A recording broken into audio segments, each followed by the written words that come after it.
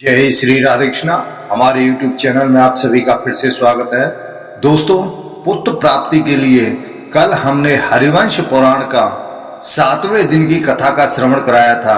आज हम आपको अष्टम दिवस यानी 8वें दिन की कथा का श्रवण कराएं। उससे पहले जो भी नए सदस्य हमारे इस वीडियो को देख रहे हैं, जो हमारे चैनल पर पहली बार आए हैं, कृपया वे चैनल को सब्सक्राइब करें, लाइक करें और शेयर करें। बगल में बेल आइकन बटन दबाना ना भूलें, जिससे हम जो भी वीडियो बनाएं उन सभी का नोटिफिकेशन आपके पास में पहुंचे और हमारी सभी वीडियो का आपको लाभ मिले। दोस्तों, इस कथा का श्रवण दोनों पति पत्नी को करना चाहिए और संपूर्ण कथा का श्रवण करना चाहिए, बीच में बिल्कुल नहीं छोड़नी चाहिए, क्योंकि अधूरा कार्य करने से अधूरा ही फल मिलता है। इसलिए संपूर्ण कार्य करना चाहिए, संपूर्ण कथा का श्रवण करना चाहिए, जिसके आपके घर में पुत्र संतान की प्राप्ति हो। तो आइए दोस्तों, आज हम अष्टम दिवस की कथा का प्रारंभ करते हैं। गुरुर् ब्रह्मा गुरुर्विष्णु गुरुर्देवो महेश्वर गुरुर् साक्षात् परब्रह्म तस्मै श्री गुरुवे नमः। अखंड मंडलाकारं व्याप्तं येन चराचरं तत्पदं दर्शितं येन तस्मै श्री गुरुवे नमः। बोलो हरिवंश पुराण की जय, बोलो विष्णु भगवान की जय, बोलो गुरुदेव महाराज की जय, बोलो व्यास जी महाराज की जय। वैशंपायन ऋषि जी कहते हैं कि हे जन्मेजय, पुरुरवा के सभी पुत्र देव कुमारों के तुल्य थे। वे सब महात्मा उर्वशी के गर्भ से स्वर्ग में उत्पन्न हुए थे। उनके नाम इस प्रकार हैं: आयु, बुद्धिमान, अमावसु, धर्मात्मा, विश्वायु, श्रुतायु, दृढ़ायु, वनायु और शतायु। अमावसु के राजा भीम और नग्रजित नामक पुत्र हुए थे। भीम के पुत्र श्रीमान राजा कांचन प्रभ उत्पन्न हुए। कांचन के महाबली पुत्र सुहोत्र हुए, जो बड़े विद्वान थे। सुहोत्र के केसनी के गर्भ से जयु नामक पुत्र हुआ। उन्होंने सर्वमेध नामक महायज्ञ का अनुष्ठान किया था, जिसमें बहुत बड़ा अन्न सत्र होता है। गंगा जी उनको पति बनाने के लोभ से उनके समीप गई थी, परंतु जब उन्होंने इस बात की इच्छा न की, तब गंगा जी ने उनकी सभा को जल से भर दिया। भरत सत्तम सुहोत्र पुत्र जव्वू ने अपने यज्ञवाट को गंगा जी के द्वारा डूबता हुआ देख क्रोध में भरकर गंगा जी से कहा कि हे गंगे, मैं तेरे इस जल को पीकर तेरे यत्न को व्यर्थ किए देता हूं। तू अपने अभिमान का फल शीघ्र ही पाले। उसके पश्चात उन राजर्षि ने गंगा जी को पी लिया।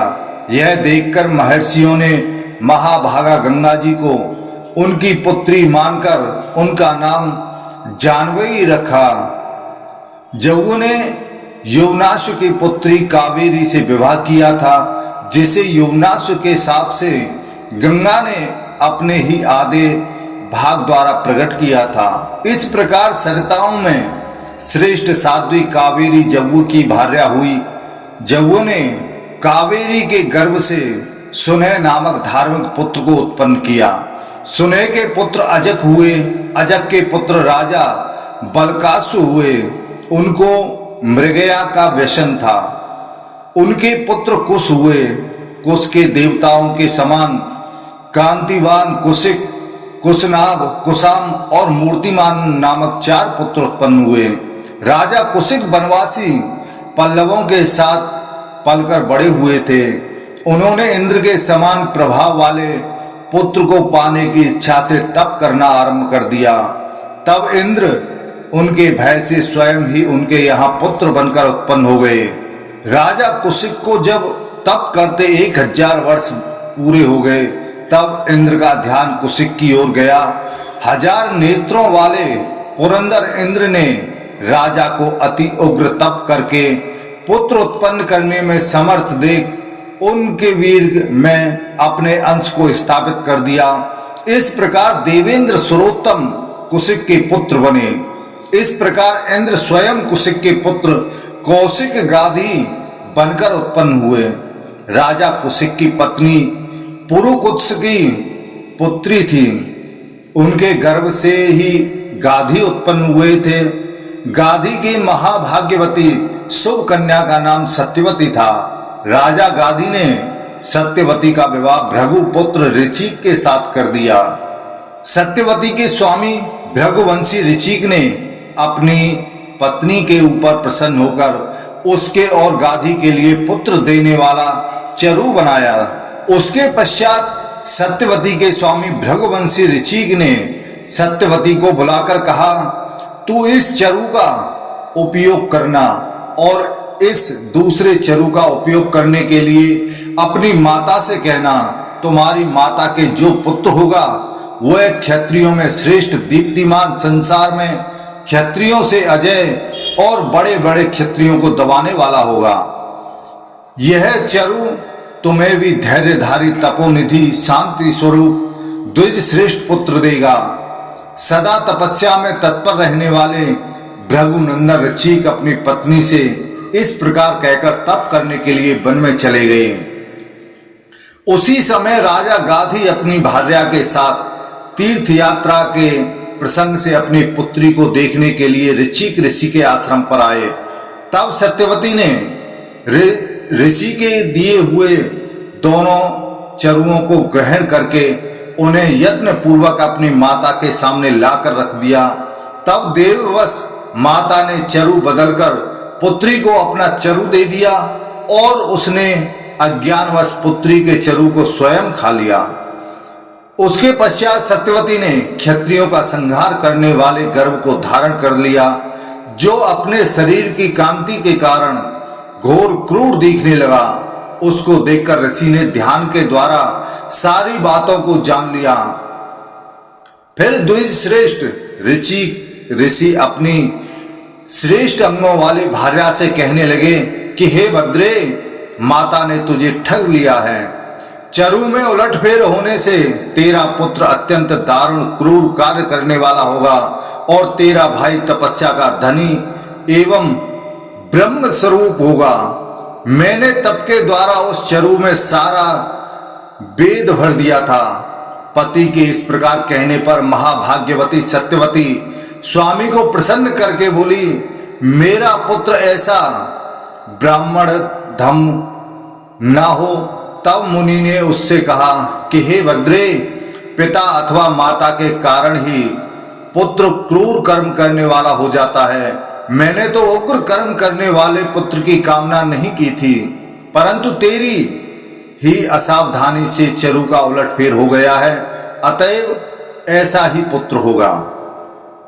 इस प्रकार कहने पर सत्यवती ने फिर कहा कि हे मुनि, आप चाहे तो तीनों लोगों का निर्माण कर सकते हैं, फिर पुत्र की तो बात ही क्या है।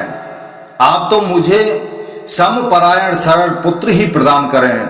हे प्रभु द्विजश्रेष्ठ, यदि इस बात को पलटा ना जा सके तो भले ही आपका और मेरा पुत्र ऐसा हो जाए। तब उन्होंने अपने तपोबल से उसके ऊपर अनुग्रह किया और कहा कि हे भद्रे वरवर्णी, मैं पुत्र में और पौत्र में कुछ भेद नहीं समझता, अतः तूने जो कहा है वह वैसा ही होगा। उसके पश्चात सत्यवती ने भृगुवंशी जमदग्नि को जन्म दिया, जो तपस्या परायण, जितेंद्रिय तथा सम मनोनिग्रह से संपन्न थे। भृगुवंशी ऋचिक मुनि ने पूर्व काल में जो देवताओं की आराधना की थी, उसी के प्रभाव से रुद्र और विष्णु के अंशभूत उन दोनों चरुओं में उलटफेर हो जाने पर भी वैष्णव चरु के अंश से शांत स्वभाव वाला जमदग्नि मुनि का जन्म हुआ था। सत्यवती सत्य धर्म में तत्पर रहने वाली पुण्यात्मा स्त्री थी। यही कौशिकी नाम से विख्यात महानदी हुई। इक्ष्वाकु वंश में रेणु नाम वाले एक नरेश थे। उनकी कन्या महाभागा रेणुका थी, जिसका दूसरा नाम कामली भी था। उस रेणुका या कामली के गर्भ से तपस्वी एवं विद्वान ऋचिक पुत्र जमदग्नि ने अत्यंत कठोर स्वभाव वाले परशुराम जी को प्रकट कर लिया, जो समस्त विद्याओं में पारंगत, धनुर्वेद में प्रवीण क्षत्रिय कुल का संहार करने वाले तथा प्रज्वलित अग्नि के समान तेजस्वी थे। इस प्रकार और नाम से प्रसिद्ध ऋचिक मुनि ने तपोबल से उनकी पत्नी सत्यवती के गर्भ से ब्रह्मवेत्ताओं में श्रेष्ठ महायशस्वी जमदग्नि प्रादुर्भाव हुआ।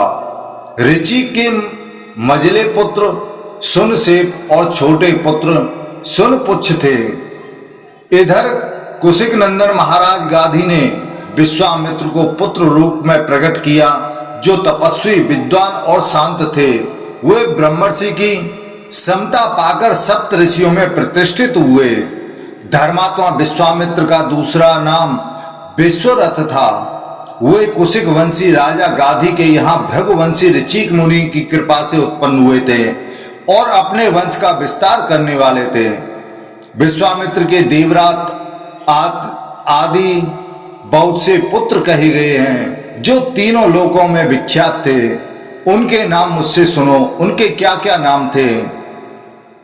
देवश्रवा, कात्यायन गोत्र के प्रवर्तक कति और हिरणाक्ष, ये तीनों सालावती के गर्भ से उत्पन्न हुए थे। उनकी दूसरी स्त्री का नाम रेणु था, जिससे रेणुमान, सांस्कृति, गालव, मुदगल, मधुच्छंद, जय और देवल उत्पन्न हुए थे। अष्टक दृषद्वती का या माधवी का पुत्र था। कच्छप और हारित भी विश्वामित्र के ही पुत्र थे। इन कौशिक वंशी महात्माओं के प्रसिद्ध गोत्र इस प्रकार हैं: पाणिन, बब्रू, ध्यानजप, पार्थिव, देवरात, सालंकायन, वास्कल, लोहित, यामदूत, करीशु, सौश्रुत, कौशिक, सैंध्यवायन, देवल, रेणु, याज्ञवल्क्य, अधमर्षण, औदुंबर, अभिषाद, तारकायन, चुंचुल, सालावत्स, हिरणाक्ष, संस्कृत, गालव और बादरायणी, ये तथा और भी बहुत से बुद्धिमान विश्वामित्र के पुत्र थे। कौशिक गोत्री ब्राह्मणों की संख्या बहुत है। वे अन्य ऋषियों के कुल में विवाह संबंध स्थापित करने योग्य हैं। तो हे महाराज, राजर्षि पौरव और ब्रह्मर्षि कौशिक के कुल में संबंध हुआ है। इस प्रकार इस वंश में ब्राह्मणों और क्षत्रियों का परस्पर वैवाहिक संबंध विख्यात है। विश्वामित्र के पुत्रों में सुनसेप सबसे बड़े माने गए हैं। मुनि श्रेष्ठ सुनसेप का जन्म यद्यपि भृगु कुल में हुआ था, तथापि वे कौशिक गोत्री हो गए। कहते हैं राजा हरिदस्व, जो हरिश्चंद्र थे, के यज्ञ में सुनसेप पशु बनाकर लाए थे। उसी समय वे विश्वामित्र के पुत्र हुए। देवताओं ने विश्वामित्र के हाथ में पुनः सुनसेप को दे दिया था। देवताओं द्वारा प्रदत्त होने के कारण देवैरातः इस व्युत्पत्ति के अनुसार देवरात नाम से विख्यात हुए। विश्वामित्र के देवरात आदि 7 प्रमुख पुत्र थे। उन्हीं से अष्टक का जन्म हुआ था, जो दृषदत्ती का पुत्र था। अष्टक का पुत्र लोही बताया गया है। इस प्रकार मैंने जव्व कुल का वर्णन किया। इसके बाद महात्मा आयु के वंश का वर्णन करूंगा। वैशंपायन ऋषि जी कहते हैं कि हे नरेश्वर, स्वर्भानु कुमारी प्रभा आयु की पत्नी थी। उसके गर्भ से आयु के 5 पुत्र उत्पन्न हुए, जो सब के सब वीर और महारथी थे। उनमें सबसे पहले नहुस का जन्म हुआ। उसके पश्चात वृद्ध शर्मा उत्पन्न हुए। तदनंतर क्रमशः रम, रजी और अनिना प्रकट हुए। ये तीनों लोकों में विख्यात थे। रजी ने 500 पुत्रों को जन्म दिया। वे सभी क्षत्रिय राजे नाम से विख्यात हुए। उनसे इंद्र भी डरते थे। पूर्व काल में देवताओं तथा असुरों में अत्यंत भयंकर युद्ध आरंभ होने पर उन दोनों पक्षों के लोगों ने पितामह ब्रह्मा जी से पूछा कि हे भगवान, हे सर्वभूतेश्वर, बताइए हम दोनों के युद्ध में कौन विजयी होगा। हम इस विषय में आपकी यथार्थ बात सुनना चाहते हैं।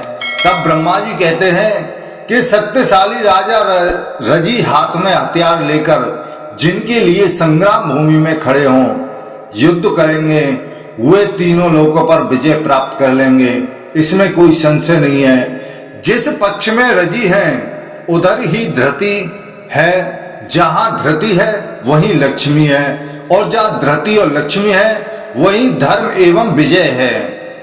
भरत कुलभूषण जन्मेजय रजी की विजय के विषय में ब्रह्मा जी के ऐसा कहने पर देवता और दानव प्रसन्न हो अपनी अपनी विजय चाहते हुए रजी का वर्ण करने के लिए उनके पास गए। वे राहु के दौहित्र थे। राहु की पुत्री प्रभा के गर्भ से उनका जन्म हुआ था। सोम वंश की वृद्धि करने वाले वे राजा रजी बड़े तेजस्वी थे। समस्त देवता और दानव दोनों प्रसन्नचित्त हो रजी के पास जाकर बोले कि हे राजन, आप हमारी विजय के लिए अपना श्रेष्ठ धनुष धारण कीजिए। तब स्वार्थ को समझने वाले रजी ने वहां स्वार्थ को सामने रखकर अपने यश को प्रकाश में लाते हुए और दानव दोनों पक्ष के लोगों से कहा। तब रजी बोले, इंद्र आदि देवताओं, यदि मैं समस्त दैत्यों को जीतकर धर्मतः इंद्र हो सकूं तो तुम्हारी ओर से रणभूमि में युद्ध करूंगा। यह सुनकर देवताओं ने फिर प्रसन्न चित्त हो पहले ही उत्तर दिया कि हे नरेश्वर, ऐसा ही होगा, तुम्हारी अभीष्ट कामना पूर्ण हो। देवताओं की यह बात सुनकर उस समय राजा रजी ने मुख्य असुरों से भी वैसी ही बात पूछी जैसी देवताओं से पूछी थी। तब अहंकारी दानवों ने स्वार्थ को ही सामने रखकर अनुसरण करते हुए उन नृप श्रेष्ठ को अभिमान पूर्वक यों उत्तर दिया कि राज श्रोमणी, हमारे इंद्र तो प्रहलाद ही हैं, जिनके लिए हम विजय प्राप्त करना चाहते हैं। सो हे राजन, आपको इसी शर्त पर हमारे पक्ष में खड़ा होना चाहिए। वे बहुत अच्छा कहकर असुरों की बात मानना ही चाहते थे कि देवताओं ने फिर उन्हें अपने पक्ष में आने के लिए प्रेरणा देते हुए कहा कि हे राजन, तुम इस प्रकार विजय पाकर हमारे इंद्र हो जाओ। देवताओं के ऐसा कहने पर राजा रजी ने उन समस्त दानवों का संहार कर डाला जो वज्रपाणी इंद्र के द्वारा मारे जाने योग्य थे। मन को बस में रखने वाले परम कांतिमान एवं शक्तिशाली राजा रजी ने समस्त दानवों का संहार करके देवताओं की खोई हुई संपत्ति को फिर वापस ला दिया। तब देवताओं सहित इंद्र ने अपने को रजी का पुत्र बताकर उन महापराक्रमी रजी से पुनः इस प्रकार कहा कि हे तात, आप हम सब देवताओं के इंद्र हैं, इसमें कोई संशय नहीं है, क्योंकि मैं इंद्र आज से आपके इन वीरोचित कर्मों द्वारा अनुग्रहित हो आपका पुत्र कहलाऊंगा। आपके पुत्र रूप में ही मेरी ख्याति होगी। इंद्र की यह बात सुनकर उनकी माया से वंचित हो महाराज रजी ने तथास्तु कह दिया। वे इंद्र पर बहुत प्रसन्न थे। उन देवोपम भोपाल रजी के ब्रह्मलोकवासी हो गए। उनके ब्रह्मलोकवासी हो जाने पर उनके पुत्रों ने लोक व्यवहार के अनुसार इंद्र से अपना दाय भाग मांगा और बलपूर्वक ले लिया। रजी के 500 पुत्र थे। उन्होंने इंद्र के त्रिविष्ट नाम से प्रविष्ट स्वर्गलोक पर बारंबार आक्रमण करके उसे ले लिया। उसके पश्चात बहुत समय बीत जाने पर राज्य और यज्ञ भाग से वंचित हो अत्यंत दुर्लभ हुए इंद्र ने एक दिन एकांत में बृहस्पति जी से पूछा। तब इंद्र बोले कि हे गुरुदेव, हे ब्रह्मर्षि, आप एक बेर के बराबर भी पुरोडास खंड की व्याख्या या व्यवस्था मेरे लिए कर दें, जिससे मैं भी सदा तेज से परिपुष्ट होता रहूं। हे ब्रह्मन, हे प्रभु, रजी के पुत्रों ने मेरा राज्य और भोजन छीनकर मुझे अत्यंत क्रस किया है। खिन्न चित्त, हतोत्साह, दुर्लभ और मूढ़ मुझे बना दिया है। तब बृहस्पति गुरुदेव ने कहा कि हे निष्पाप इंद्र, यदि ऐसी बात है तो तुम्हें मुझसे पहले ही यह कहना चाहिए था। तुम्हारा प्रिय करने के लिए ऐसा कोई कार्य नहीं है जो मैं ना कर सकूं। हे देवेंद्र, मैं तुम्हारे प्रिय मनोरथ की सिद्धि के लिए निसंदेह ऐसा प्रयत्न करूंगा जिससे तुम अपना राज्य और यज्ञ भाग शीघ्र ही पालोगे। तो हे तात, तुम जैसा चाहते हो वैसा ही करूंगा, तुम्हारा मन व्याकुल ना हो। ऐसा कहकर बृहस्पति ने उस समय इंद्र के तेज को बढ़ाने वाले कर्म का अनुष्ठान कर दिया। द्विज श्रेष्ठ बृहस्पति ने रजी के पुत्रों की बुद्धि में मोह उत्पन्न करने के लिए ऐसे शस्त्र का निर्माण किया जो नास्तिकवाद से परिपूर्ण और धर्म के प्रति अत्यंत द्वेष उत्पन्न करने वाला था। केवल तर्क के आधार पर अपने सिद्धांत का प्रतिपादन करने वाले शस्त्रों में वह उत्कृष्ट माना गया है। बृहस्पति का वह नास्तिक दर्शन दुष्ट पुरुषों को ही मन को अधिक भाता है। धर्म प्रधान पुरुषों को बातचीत के प्रसंग में भी उसकी चर्चा नहीं सुहाती है। बृहस्पति के उस शस्त्र को सुनकर वे मंद बुद्धि रजी पुत्र पहले के धर्म शास्त्रों से सदा द्वेष रखने लगे। भक्त का वह न्याय रहित मत उन्हें बहुत जन्म जान पड़ने लगा। उसी अधर्म से वे सब पापी नष्ट हो गए। इस तरह बृहस्पति की कृपा से त्रिलोकी का वह दुर्लभ राज्य पाकर इंद्र बड़े प्रसन्न हुए। वे रजी के पुत्र तक जब नास्तिकवाद का आश्रय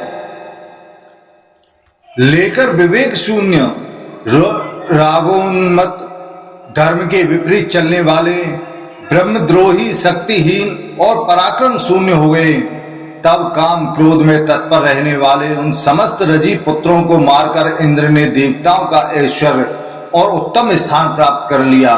जो इंद्र के अपने स्थान से भ्रष्ट होने और पुनः उस पर प्रतिष्ठित होने के इस प्रसंग को सुनता है और अपने हृदय में धारण करता है, उसके मन में कभी दुर्भावना नहीं आती। तब वैशंपायन जी कहते हैं कि हे जन्मेजय, आयु पुत्र रंभ के कोई संतान नहीं हुई। अब मैं अनेना के वंश का वर्णन करूंगा। अनेना के पुत्र महायशस्वी राजा प्रतिक्षत्र हुए। प्रतिक्षत्र के पुत्र संजय नाम से विख्यात हुए। संजय के पुत्र जय और जय के पुत्र विजय हुए। विजय के पुत्र कृति, कृति के हर्यश्व और हर्यश्व के पुत्र प्रतापी राजा सहदेव हुए। सहदेव का धर्मात्मा पुत्र नदीन नाम से विख्यात हुआ। नदीन का पुत्र जयतसेन और जयतसेन का संस्कृति था। संस्कृति के पुत्र महायशस्वी धर्मात्मा क्षत्रधर्मा हुए। यहाँ तक अनेना के पुत्रों का वर्णन हुआ है। अब मुझसे क्षत्रवृद्ध की संतति का वर्णन सुनो। क्षत्रवृद्ध के पुत्र महायशस्वी सुनहोत्र हुए। सुनहोत्र के परम धार्मिक पुत्र 3 पुत्र थे, कास, सल और प्रभावशाली ग्रत्समत। ग्रत्समत के पुत्र सुनक हुए, जिससे सोनक वंश का विस्तार हुआ। सोनक वंश में ब्राह्मण, क्षत्रिय, वैश्य और शूद्र सभी वर्णों के लोग हुए। सल के पुत्र का नाम आष्टीसेन था। उनके पुत्र कासक हुए। तो हे राजन, कासक के वंशज पुत्र काशी कहलाए। इनमें दीर्घतपा सबसे प्रथम पुत्र थे। दीर्घतपा के धन्व और धन्व के विद्वान धन्वंतरी का प्रादुर्भाव हुआ। अपनी महान तपस्या पूरी करके अंत में धन्वंतरी देव ने बुद्धिमान एवं वृद्ध राजा धन्व के यहाँ इस मनुष्य रूप में पुनः जन्म ग्रहण किया। तब जन्मेजय पूछने लगे कि हे ब्राह्मण, धन्वंतरी देव इस मनुष्य लोक में किस प्रकार उत्पन्न हुए, यह सभी मेरी सुनने की इच्छा है। यह प्रसंग मुझसे भली प्रकार भली भांति कहिए। तब वैशंपायन ऋषि जी कहते हैं कि हे भरत श्रेष्ठ, धन्वंतरी के जन्म का यह प्रसंग सुनो। वे पूर्व काल में अमृत मंथन के समय समुद्र से प्रकट हुए थे। पहले जब वे समुद्र के से प्रकट हुए, उस समय भगवान विष्णु के नामों का जप और आरोग्य साधन कार्य का चिंतन करते हुए सब ओर से दिव्य कांति से प्रकाशित हो रहे थे। वे अपने सामने भगवान विष्णु को देखकर खड़े हो गए। भगवान विष्णु ने उनसे कहा कि तुम अप अर्थात जल से प्रकट हुए हो, इसलिए अब्ज हो। उनके ऐसा कहने से वे अब्ज कहलाने लगे।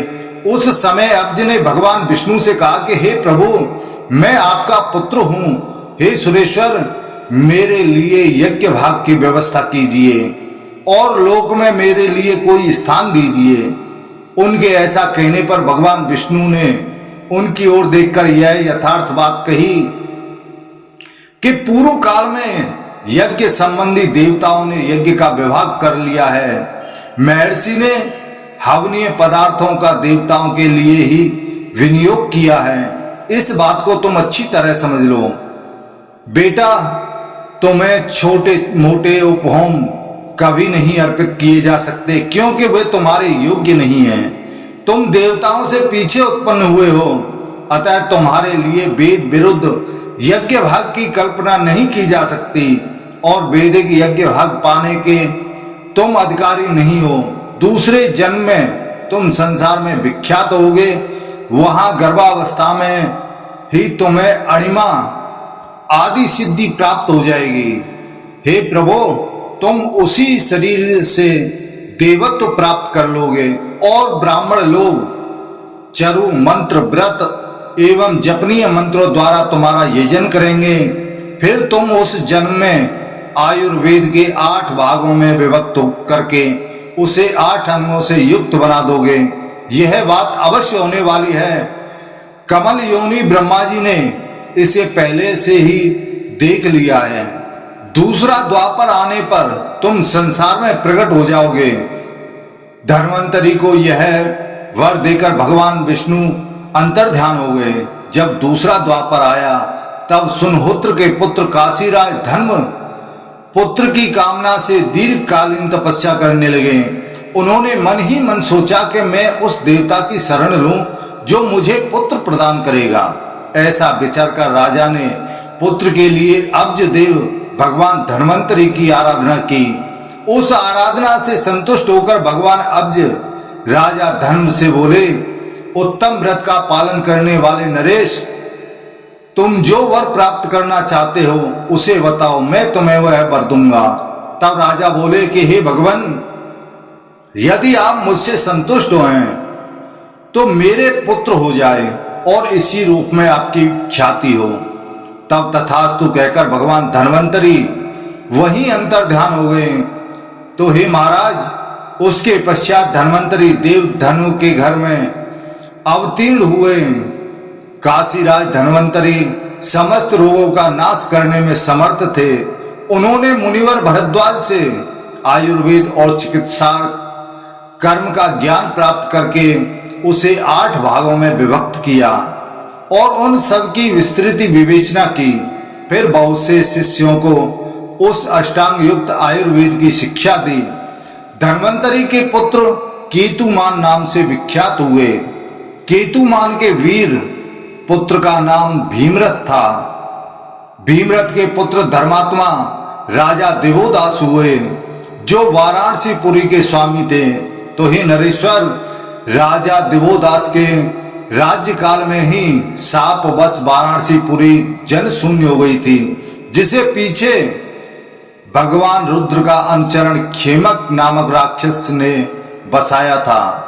भगवान रुद्र के पार्षद बुद्धिमान महात्मा निकुंभ ने यह साप दे दिया था कि वाराणसीपुरी 1000 वर्षों तक जल शून्य बनी रहेगी।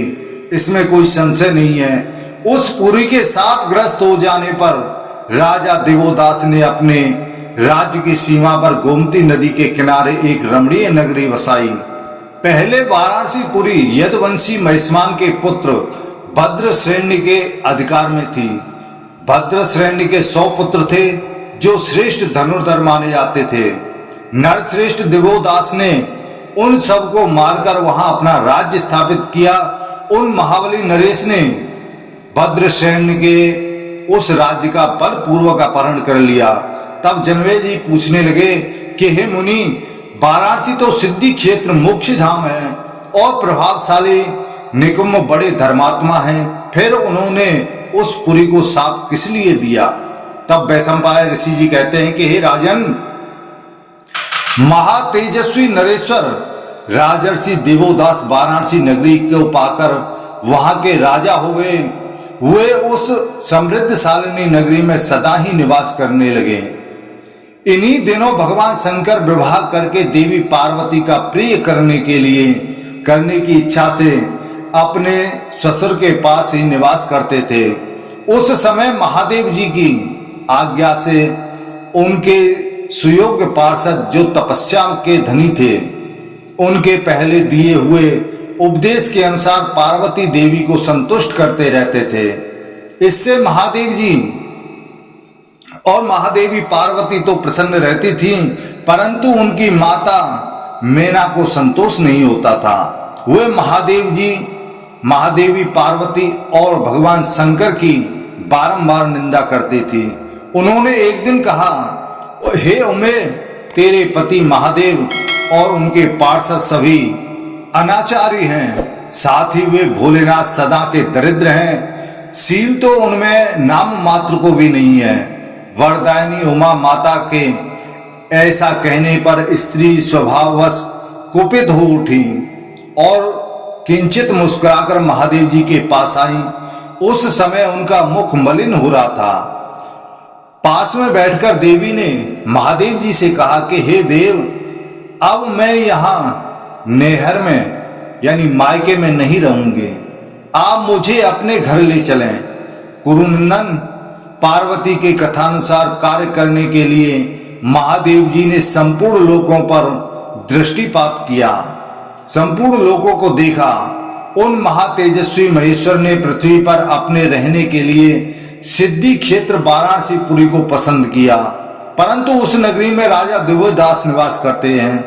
यह जानकर महादेव जी ने अपने पास खड़े हुए निकुम्ब से इस प्रकार कहा कि हे गणेश्वर, तुम जाकर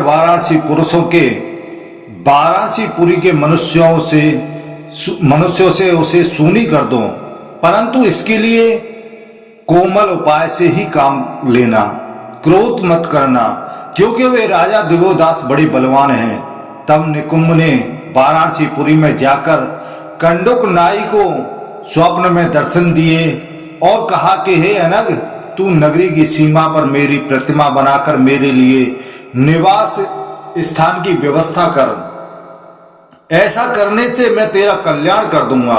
तो हे नरेश्वर, तब उस नाई ने स्वप्न में जैसा कहा गया था उसके अनुसार सब कुछ उसने वैसा ही करवाया। राजा को सूचना देकर उसने नगर के द्वार पर विधि पूर्वक निकुम्ब की मूर्ति की स्थापना की। फिर वह प्रतिदिन बड़े समारोह के साथ उस मूर्ति की पूजा करने लगा।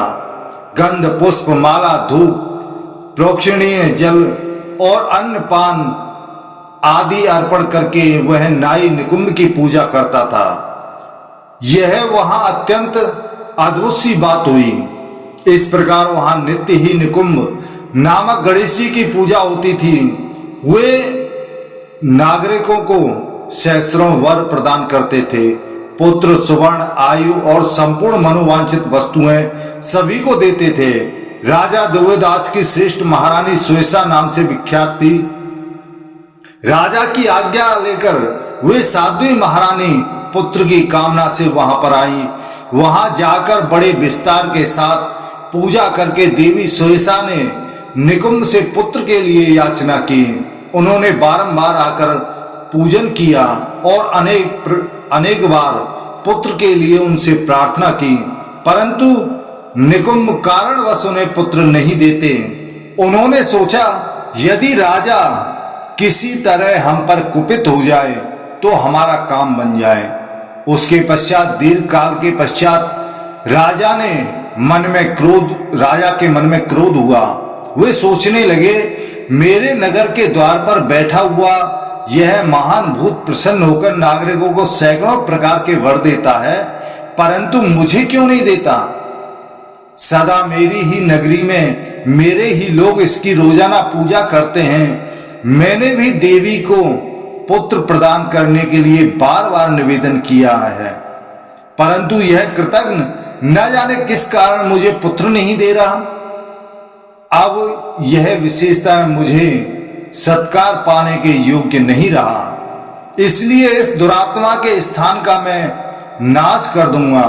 ऐसा मन में निश्चय करके दुरात्मा दुर्बुद्धि एवं पापी राजा ने गणपति निकुंभ के उस स्थान को नष्ट करा दिया। अपने वास स्थान को भग्न हुआ देख भगवान निकुंभ ने राजा को शाप देते हुए कहा कि हे राजन, तुमने बिना किसी अपराध के मेरे स्थान को नष्ट कराया है, इसलिए निश्चय ही तुम्हारी यह नगरी अकस्मात जल शून्य हो जाएगी। उसके पश्चात उस शाप से उस समय वाराणसी पुरी सूनी हो गई। उस पुरी को शाप देकर निकुंभ महादेव जी के पास चले गए।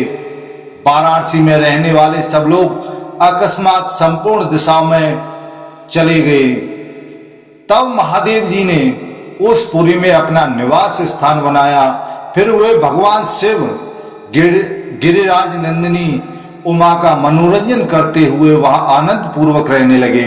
परंतु देवी पार्वती का मन वहां नहीं लगता था, क्योंकि वहां कोई निश्चित ग्रह न होने से वे विस्मय में पड़ी रहती थीं, अथवा पिता के घर के लिए उत्कंठित होने के कारण देवी को वहां प्रसन्नता नहीं प्राप्त होती थी, उनका मन नहीं लगता था। उन्होंने महादेव जी से कहा कि हे भगवान, मैं इस पुरी में नहीं रहूंगी, आप मेरे घर चलिए। तब महादेव जी कहने लगे कि हे देवी, मैं और किसी घर में नहीं रहूंगा, यह अभियुक्त क्षेत्र ही मेरा घर है, मैं वहां नहीं चलूंगा। तुम जाना चाहो तो अपने उस घर को जाओ। त्रिपुरों का विनाश करने वाले त्रिनेत्रधारी भगवान शिव ने हंसते हुए पूर्वोक्त बात कही थी। महादेव जी ने स्वयं ही उस क्षेत्र में अभिमुक्त कहा था, इसलिए वह अभिमुक्त नाम से प्रसिद्ध हो गया। इस तरह वाराणसी पुरी को श्राप प्राप्त हुआ और उसे अभिमुक्त क्षेत्र कहा गया है।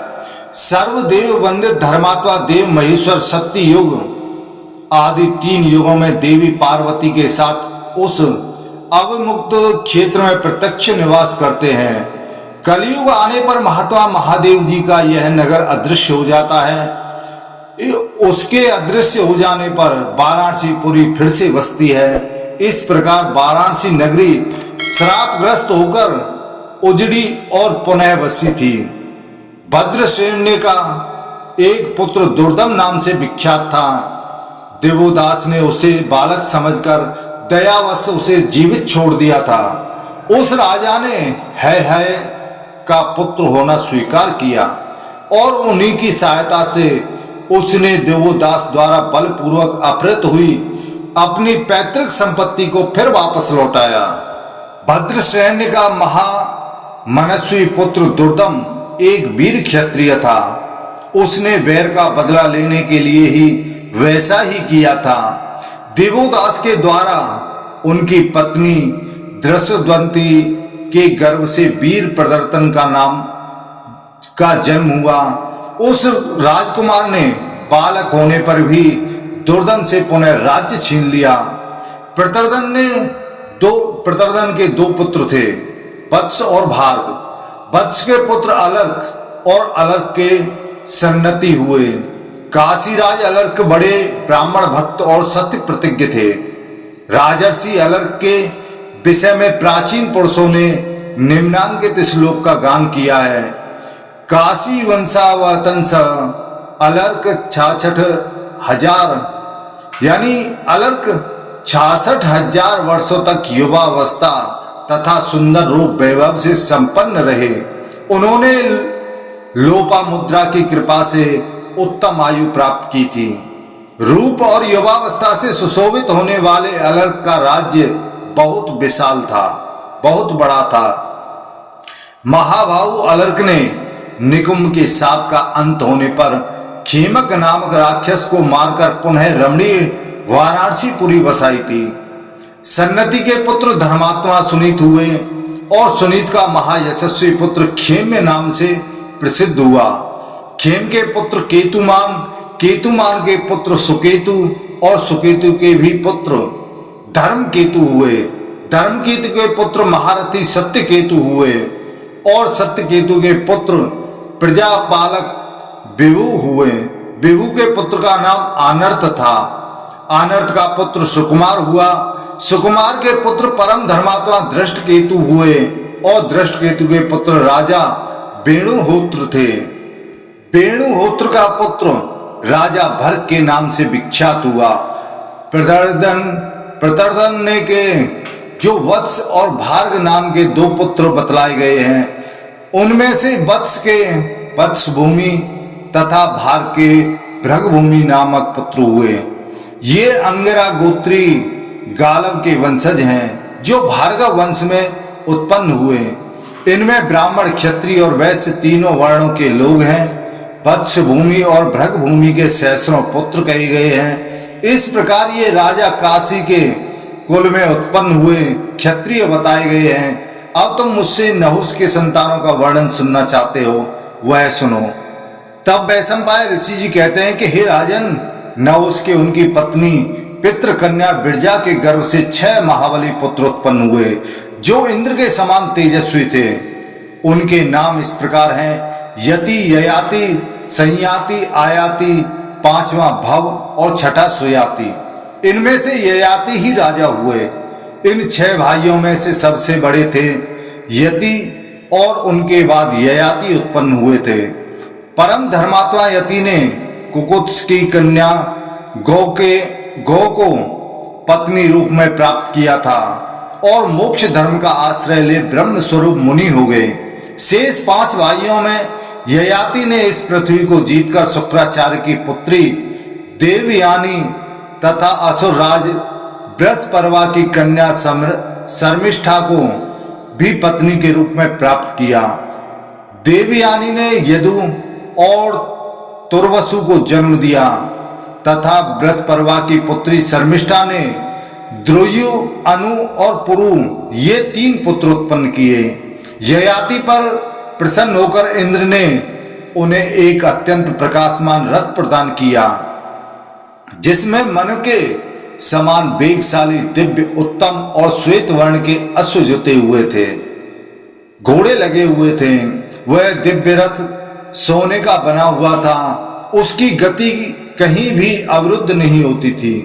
उसी रथ के द्वारा वे अपनी भार्या को ब्याह कर लाए थे। उस श्रेष्ठ रथ के द्वारा दुर्दश राजा ययाति ने 6 रातों में ही संपूर्ण पृथ्वी और देवताओं और दानवों को भी जीत लिया था। तो हे जन्मेजय, कुरुवंशी राजा वसु तक सभी पौरव नरेशों के पास वह रथ परंपराया प्राप्त होकर विद्यमान था। तो हे राजेंद्र, कुरुवंशी परीक्षित कुमार इंद्रोक्त जन्मेजय को बुद्धिमान गार्ग का श्राप प्राप्त होने के कारण वह रथ उनके यहाँ से अदृश्य हो गया। बात यह थी कि गार्ग के एक बालक पुत्र था जो बड़ा ही वाचाल था। उसे इंद्रोक्त नाम वाले राजा जन्मेजय ने मार डाला। इससे उन्हें ब्रह्म हत्या प्राप्त हुई। पुरवासियों तथा जनपद के लोगों ने उन्हें त्याग दिया। उनके शरीर से लोहे की सी गंध आती थी अथवा वे पतित के समान जान पड़ते थे। राजर्षि इंद्रोक्त इधर उधर भागते फिरते थे किंतु कहीं भी उन्हें शांति नहीं मिलती थी। जब कहीं भी स्वस्थ होने का उपाय नहीं सूझा तब दुख से संतप्त हुए राजा इंद्रोक्त सौनक मुनि की शरण में गए। तो हे द्विजश्रेष्ठ सौनक ने राजा इंद्रोक्त जन्मेजय को शुद्ध करने के लिए उनसे अश्वमेघ यज्ञ का अनुष्ठान करवाया। उस यज्ञ के अंत में अवव्रत स्नान कर लेने पर इंद्रोक्त का पाप दूर हो गया और उनके शरीर से जो लोहे की सी गंध आती थी वह सब दूर हो गई। उसके पश्चात इंद्र ने संतुष्ट होकर वह दिव्य रथ चेदीराज उपरिचर वसु को दे दिया। फिर वह वसु से वह रथ मगधराज बृहद्रथ को मिला। बृहद्रथ से क्रमशः वह रथ उनके पुत्र राजा जरासंध को प्राप्त हुआ। उसके पश्चात कौरव कुल को आनंदित करने वाले भीमसेन ने जरासंध को मारकर वह उत्तम रथ प्रसन्नता पूर्वक भगवान कृष्ण को दे दिया। तो हे राजन, नहुष नंदन राजा ययाति ने समुद्र और सातों द्वीपों सहित सारी पृथ्वी को जीतकर उनके 5 भाग किए और उन्हें अपने 5 पुत्रों में बांट दिया। उन बुद्धिमान नरेश ने दक्षिण पूर्व दिशा तुर्वसु को, पश्चिम में द्रुयु को और उत्तर दिशा में अनु को अभिषिक्त करके पूर्वोत्तर दिशा के ईशान कोण राज्य पर ज्येष्ठ पुत्र यदु को नियुक्त कर दिया। इसके बाद नहुष नंदन ययाति ने मध्य देश के राज्य सिंहासन पर पुरु का अभिषेक किया। तो हे नृपश्रेष्ठ, वे तथा उनके वंशज आज भी सातों द्वीपों और नगरों सहित इस सारी पृथ्वी का अपने अपने प्रदेश के अनुसार धर्म पूर्वक पालन करते हैं। अब आगे मैं उनकी संतानों का वर्णन करूंगा। 5 पुरु प्रवर पुत्रों से कृतकृत्य हो राजा ययाति ने राज्य का भार अपने उन बंधु बांधवों पर रखकर धनुष और बाणों का भी त्याग कर दिया। उसके पश्चात उन्हें जरावस्था ने काबू में कर लिया। किसी से परास्त न होने वाले पृथ्वीपति राजा ययाति अस्त्र शस्त्रों का त्याग करके पृथ्वी को सव्यवस्थित देख बड़े प्रसन्न हुए। इस तरह भूमंडल का विभाग करके ययाति ने यदु से कहा, बेटा, यह दूसरा कार्य उपस्थित हुआ है जिसके लिए तुझे तुम्हारी युवा अवस्था चाहिए। तुम मेरा बुढ़ापा ग्रहण करो और मैं तुम में अपनी वृद्धावस्था स्थापित करके तुम्हारे रूप से तरुण होकर इस पृथ्वी पर विचरण करूं। तब यदु ने उन्हें इस प्रकार के उत्तर दिया कि महाराज, मैंने एक ब्राह्मण को मुंह मांगी भिक्षा देने की प्रतिज्ञा कर ली है। अभी तक उसने यह स्पष्ट रूप से बताया नहीं है कि मुझे अमुक वस्तु चाहिए, मुझे यह वस्तु चाहिए। मैं जब तक उसकी भिक्षा का ऋण उतार नहीं देता हूं तब तक आपका बुढ़ापा नहीं ले सकूंगा। तो हे राजन, बुढ़ापे में खान पान संबंधी बहुत से दोष हैं, अतः मैं आपका बुढ़ापा नहीं ग्रहण करूंगा। हे नरेश्वर, आपके तो बहुत से पुत्र हैं जो मुझसे भी बढ़कर प्रिय हैं, धर्मज्ञ हैं। हे महाराज, जरावस्था ग्रहण करने के लिए किसी दूसरे पुत्र का वरण कीजिए। यदु के ऐसा कहने पर वक्ताओं में श्रेष्ठ राजा ययाति कुपित हो उठे और अपने उस पुत्र की निंदा करते हुए बोले कि दुर्बुद्धे, मेरा अनादर करके तेरा दूसरा कौन सा आश्रय है, अथवा तू किस धर्म का पालन कर रहा है? मैं तो तेरा गुरु हूं, फिर मेरी आज्ञा का उल्लंघन कैसे कर रहा है? हे तात, अपने पुत्र यदु से ऐसा कहकर कुपित हुए राजा ययाति ने उसे साप दे दिया कि हे मूढ़ नराधम, तेरी संतान सदा राज्य से वंचित रहेगी। राजा ययाति ने क्रमशः तुर्वसु, द्रुयु और अनु को भी बुलाकर उनसे ऐसी ही बात कही, परंतु उन्होंने भी उनकी बात मानने से इनकार कर दिया। तब किसी से भी पराजित न होने वाले राजर्षि शिरोमणि ययाति ने अत्यंत कुपित हो, दुखी हो, उनको भी वैसा ही शाप दे दिया जैसा यदु के प्रसंग में पहले तुम्हें बताया है। इस प्रकार पुर से पहले उत्पन्न हुए अपने 4 पुत्रों को शाप देकर राजा ययाति ने पुरु के सामने भी वही प्रस्ताव रखा, यदि तुम स्वीकार करो तो मैं अपने बुढ़ापे का भार तुम पर रखकर तुम्हारे रूप से तरुण होकर इस पृथ्वी पर विचरूं। यह सुनकर प्रतापी पुरु ने पिता का बुढ़ापा ले लिया और ययाति भी पुरु के रूप से तरुण हो गए, इस पृथ्वी पर विचरने लगे। तो हे भरत श्रेष्ठ, प्रभावशाली ययाति कामनाओं का अंत ढूंढते हुए चैत्र रथ नामक वन में चले गए और वहां विश्वाची नामक अप्सरा के साथ रमण करने लगे। इतने पर भी जब उन्हें कामोपभोग से तृप्ति नहीं हुई, तब उन नरेश ने घर आकर पुरु से अपना बुढ़ापा ले लिया। तो हे महाराज, वहां ययाति ने जो गाथाएं गाई, उदार प्रकट किए, उन्हें सुनो। उन पर ध्यान देने से मनुष्य सब भोगों की ओर से अपने मन को उसी प्रकार हटा सकता है जैसे कछुआ अपने अंगों को सब ओर से समेट लेता है। तब ययाति ने कहा कि भोगों की इच्छा उन्हें भोगने से कभी शांत नहीं होती, अपितु घी से आग की भांति और भी बढ़ती है। इस पृथ्वी पर जितने भी धान, जौ, सुवर्ण, पशु और स्त्रियां हैं, वे सब एक पुरुष के लिए भी पर्याप्त नहीं है। ऐसा समझकर विद्वान पुरुष मोह में नहीं पड़ते, मोह माया जाल से दूर रहते हैं। जब जीव मन, वाणी और क्रिया द्वारा किसी भी प्राणी के प्रति पाप बुद्धि नहीं करता, तब वह ब्रह्म भाव को प्राप्त हो जाता है। जब वह दूसरे प्राणियों से नहीं डरता, जब उससे भी दूसरे प्राणी नहीं डरते, तथा जब वह इच्छा द्वेष से परे हो जाता है, उस समय ब्रह्म भाव को प्राप्त कर लेता है। खोटी बुद्धि वाले पुरुषों द्वारा जिसका त्याग होना कठिन है, जो मनुष्य के बूढ़े होने पर भी स्वयं बूढ़ी नहीं होती, तथा जो प्राण नाशक रोग के समान है, उस तृष्णा का त्याग करने वाले को ही सुख मिलता है।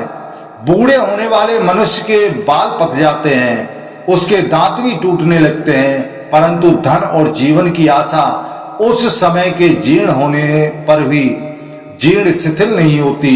संसार में जो काम जनित सुख है तथा जो दिव्य महान सुख है, वे सब मिलकर तृष्णा क्षय से होने वाले सुख के 16वीं कला के बराबर भी नहीं हो सकते। ऐसा कहकर राजर्षि ययाति स्त्री सहित वन में चले गए। वहां बहुत समय तक उन्होंने भारी तपस्या की। उन महातपस्वी नरेश भृगु तुंग नामक शिखर पर तपस्या करके स्त्री सहित उपवास के द्वारा देह को त्याग दिया और स्वर्ग लोक को प्राप्त किया। तो ही महाराज, उनके वंश में यदु आदि 5 राजर्षि शिरोमणि उत्पन्न हुए, जिनके वंशजों से यह सारी पृथ्वी उसी प्रकार व्याप्त है जैसे सूर्य की किरणों से वह व्याप्त है। राजर्षि यदु का वंश समस्त राजर्षियों द्वारा सम्मानित है। तुम उसका वर्णन सुनो। उसी वंश में वैष्णवी कुलभूषण श्री कृष्ण के रूप में श्री नारायण हरि का अवतार प्रादुर्भाव हुआ था।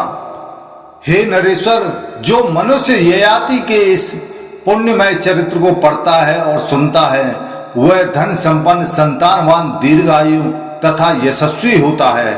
तब जनमेजय कहने लगे कि हे ब्राह्मण, मैं पुरु, द्रोयु, अनु, यदु और तुर्वसु के वंश का अलग अलग यथार्थ वर्णन सुनना चाहता हूं। वृष्टि वंश के प्रसंग से इन सब का वर्णन मुझे सुनना है, परंतु सबसे पहले मैं अपने ही वंश पुरुकुल का क्रम से विस्तार पूर्वक वर्णन सुनना चाहता हूं।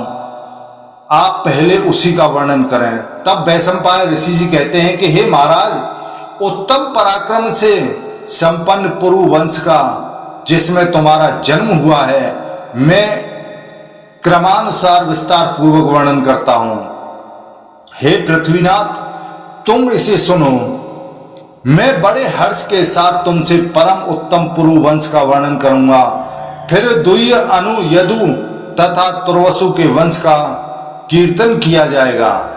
पुरु के महापराक्रमी पुत्र राजा जन्मेजय हुए। उनके पुत्र का नाम प्रचिनवान था, जिन्होंने पूर्व दिशा को जीता था। प्रचिनवान के पुत्र प्रवीर और प्रवीर के मनस्यु हुए। मनस्यु के पुत्र राजा अभियद थे। अभियद के पुत्र का नाम सुधनवा था, जो इस पृथ्वी का अधिपति हुआ। सुधनवा के बहुगव और बहुगव के पुत्र सम्याति हुए।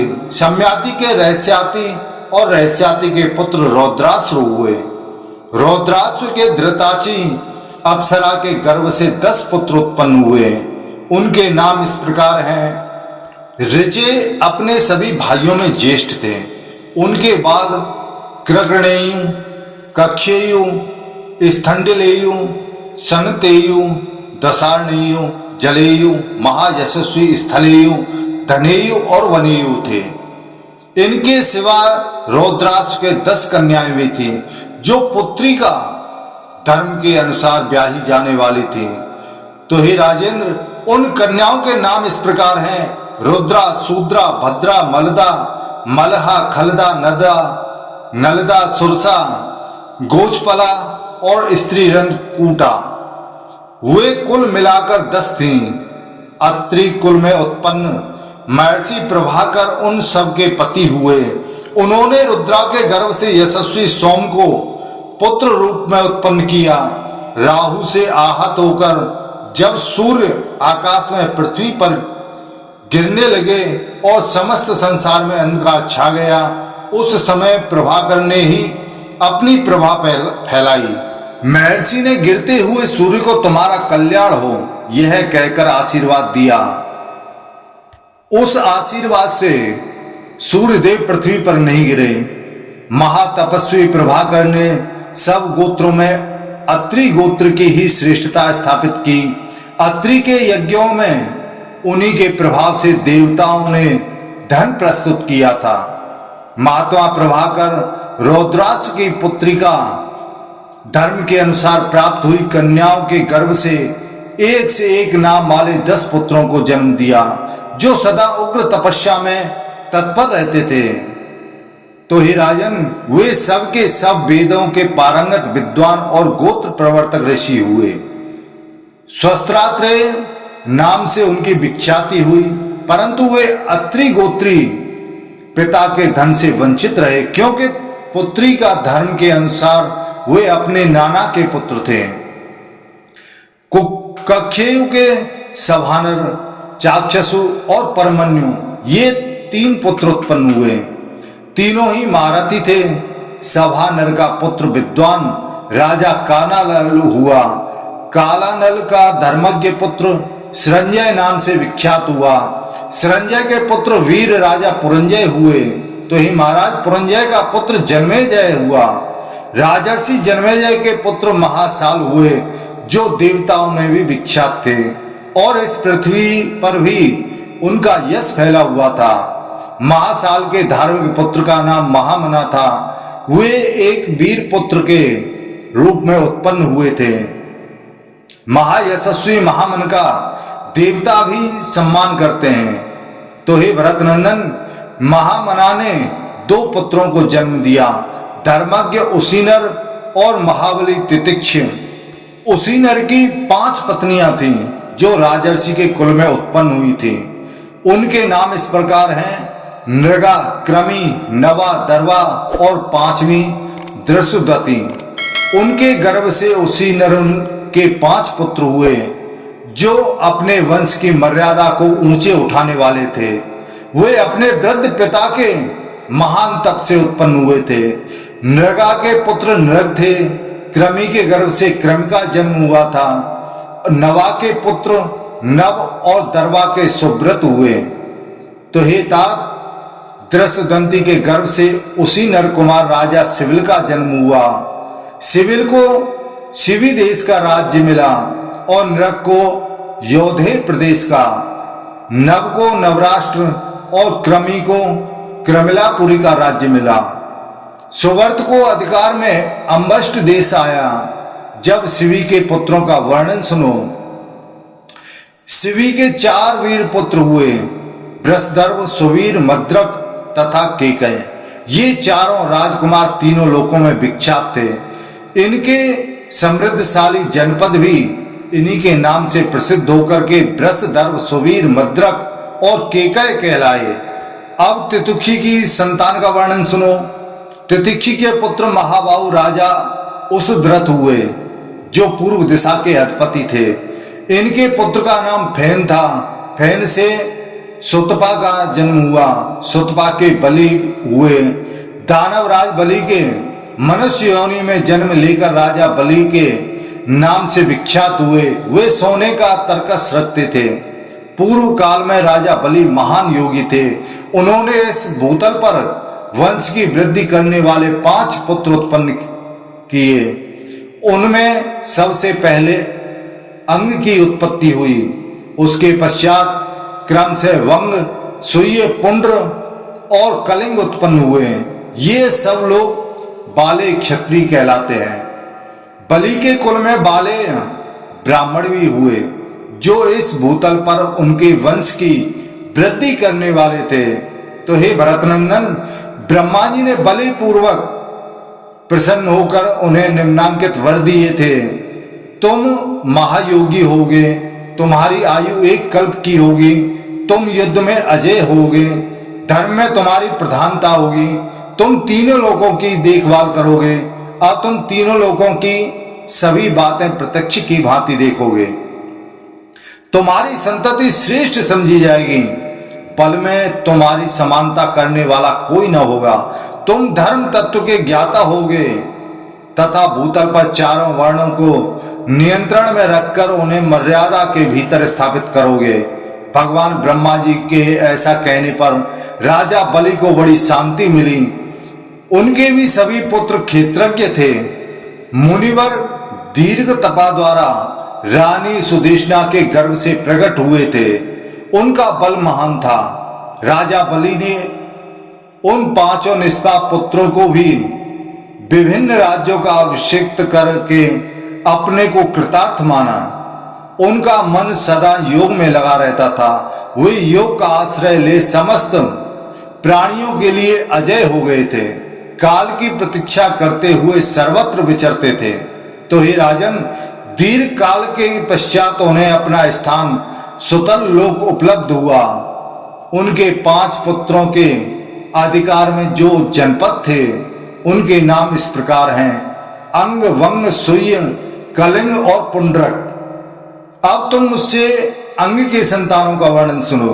अंग के पुत्र महान राजाधिराज दधिवाहन थे और दधिवाहन के पुत्र राजा दिविरथ हुए। दिविरथ के पुत्र इंद्र तुल्य पराक्रमी और विद्वान थे। उनका नाम धर्मरथ था। धर्मरथ के पुत्र चित्ररथ हुए और चित्ररथ जब विष्णुपद पर्वत पर यज्ञ करते थे उस समय उन महामना नरेश ने इंद्र के साथ बैठकर सोमपान किया था। चित्ररथ के पुत्र दशरथ हुए जिनका दूसरा नाम लोमपाद था तथा शांता जिनकी पुत्री थी। उन लोमपाद या दशरथ के पुत्र महायशस्वी वीर चतुरंग हुए जो ऋष्यशृंग मुनि की कृपा से उत्पन्न हुए थे। चतुरंग अपने कुल की वृद्धि करने वाले थे। चतुरंग के पुत्र पृथुलाक्ष कहे गए हैं।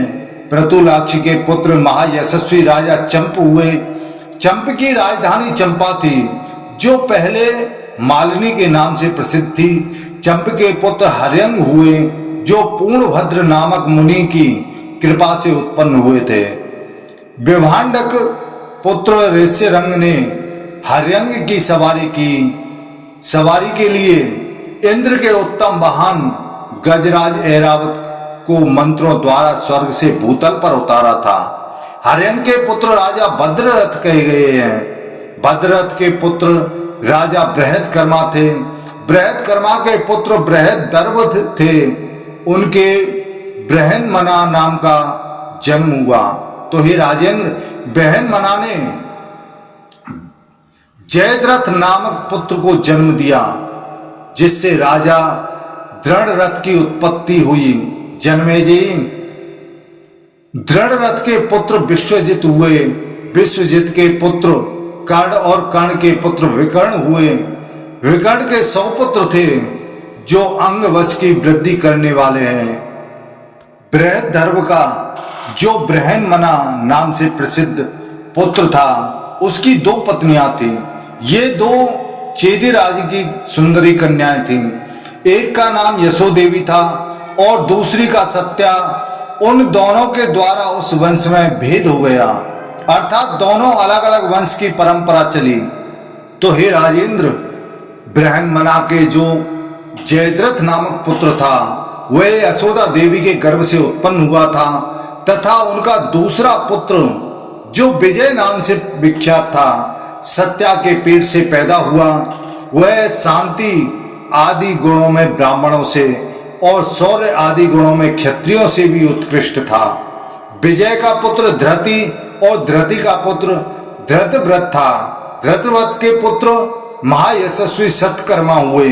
सत्यकर्मा का पुत्र अधिरथ नामक सूत हुआ। जिसने कर्ण को गोद लिया, इसलिए कर्ण को सूत पुत्र कहा जाता है। तो हे राजेंद्र, यह सब मैंने तुम्हें महाबली कर्ण के विषय में बताया है। कर्ण का पुत्र वृषसेन हुआ और वृषसेन का पुत्र वृष कहा गया है। ये सब अंगवंशी राजा मेरे द्वारा बताए गए हैं, जो सत्यव्रती महात्मा पुत्रवान तथा महारथी थे। तो हे महाराज पृथ्वीनाथ, अब मैं रौद्रासु कुमार ऋषि के वंश का वर्णन करूंगा, जिसमें तुम्हारा जन्म हुआ है। इनके जन्मों की कथा आगे के अध्याय में हम आपको श्रवण कराएंगे। जो भी इस कथा को श्रवण करता है, हरिवंश पुराण को सुनता है, उनके घर में धन संतति की कभी कमी नहीं रहती है। वह पुत्रवान होता है और सभी विजय प्राप्त करके अंत में मोक्ष धारण करता है। तो दोस्तों, आज हमने आपको हरिवंश पुराण के अष्टम अध्याय का श्रवण कराया है, अष्टम दिवस की कथा का श्रवण कराया है। बोलो हरिवंश पुराण की जय, बोलो विष्णु भगवान की जय, बोलो व्यास जी महाराज की जय। तो दोस्तों, यह वीडियो आपको कैसा लगा? हमें उम्मीद है अच्छा लगा होगा। कृपया चैनल को सब्सक्राइब जरूर करें। जय श्री राधे कृष्णा।